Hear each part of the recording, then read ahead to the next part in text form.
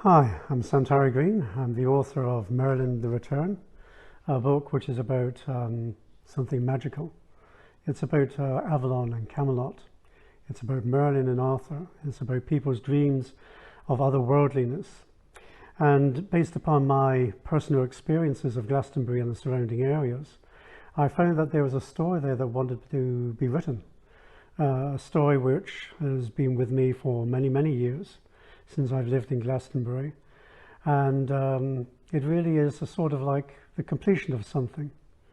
And I hope that you'll find that there's something beautiful and brilliant and magical when you read these words in the book, when you listen to it on this video clip, or when you go to Glastonbury itself and just hear what wants to speak with you.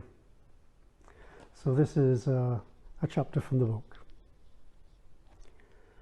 Glastonbury seemed to exert an influence over Merlin, as if there was still something that he had to do there.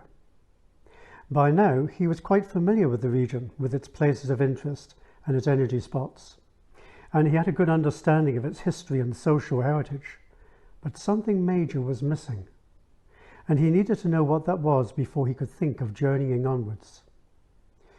His musings led him to think about his recent visit to Chew Valley Lake. What strange attraction had led him to the water's edge? What had compelled him to gaze at that body of water for several hours, lost in thought? A memory stirred. In his mind, he was back at the lakeside. The vision of the lake was crystal clear. As he continued to watch, the surface of the water became disturbed. An arm rose up from it, a distinctly elegant female hand bearing a sword. But was it a sword? He looked more keenly. It did not glint or shine as a sword might when it reflects light. This one morphed, changing in size and shape until it resembled a large, wavering flame. As he continued to look, the flame resolved itself into a female figure. Was this the figure he saw in his cavern? Identification proved elusive, so he focused his attention on the symbolism. Ah, he had it now.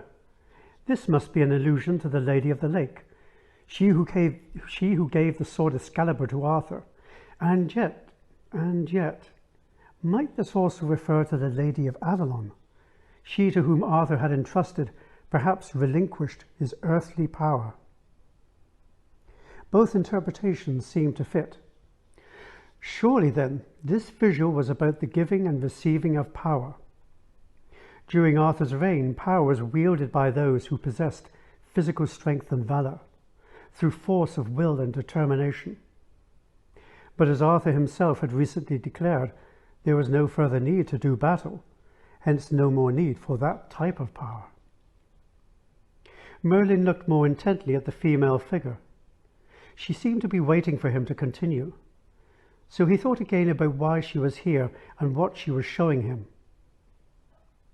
Could it be that she was offering a new power, celestial in origin rather than earthly? A new Excalibur, forged from wisdom and understanding, born in the undying fires of one's own commitment to life. Well, he thought, in order to accept this type of power, then one must relinquish the old ways of being. Her eyes held his. He could sense that she was telling him that the age of kings was over, and that a new order of leadership was already underway, a new Excalibur to be wielded from the heart and not from the brawn of arm, to be wielded by men, women, and children alike, an Excalibur that symbolized one's own mastery and sovereignty. But now she was beckoning to him. He felt himself go to and pass through her. Merlin instinctively closed his eyes. As he reopened them, he looked around in wonder. Surely he was at the center of a universe with countless worlds around him, each one beautifully created. He was reminded of Arthur's Camelot, of how it had been shaped meticulously from Arthur's desire for harmony and balance, joy and happiness, abundance and prosperity, and his love for all things. Was not each of these countless worlds also the product of a similar love and dedication. There was a sense of anticipation. Everything seemed to be waiting, as if these worlds were waiting to be dreamt into physical reality, held in suspension for a new beginning time. Merlin waited. He had all the time in the... Merlin blinked. He was back at Glastonbury Tor, sitting on the grass with nobody in sight, but he was grateful for the opportunity for further reflection. After a while, he felt guided to look into the memory center of the Tor, to see what thoughts, feelings, and impressions were stored there. He was greatly surprised to find that there were no indications of trauma, dark deeds, or violent acts. Perhaps, Merlin thought to himself, there are guardians in the area who safeguard the purity of this spot through sacred ceremonies or rituals. I wonder if I've overlooked something, he said to himself, gazing at the surrounding area.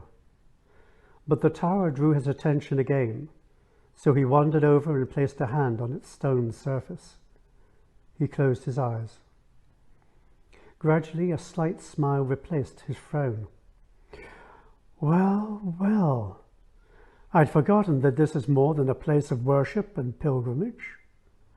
As he spoke, he felt his body shake and tremble as if he was experiencing an earthquake. The ground seemed to murmur, and it was then that Merlin became aware of a white dragon, gatekeeper to the magical realms. Oh, could I have been so blind and unaware?